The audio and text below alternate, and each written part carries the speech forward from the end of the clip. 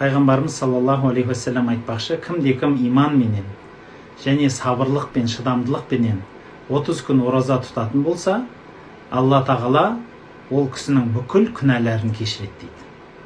Акция. Ойлаңызшы, Рамазаннан Рамазанға шейін Алла тағала бүкіл күнәләрді кешеді дегенде хадисі бар. Пайғамбарымыз саллаллаху алейхи уассалам тағы да бір сөзі бар.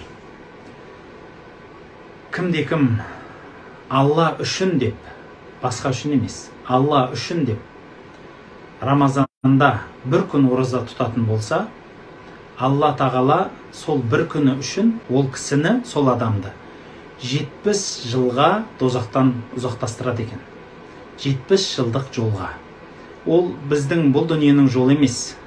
Бұл дүниенің жолы деген дым емес қой, бәлки арғы дүниенің жолы.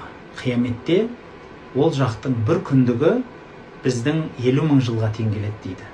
Енді 70 мыңды есептеп көріңізші, немесе 70-ті, сабаина харифан дейді, 70-ті.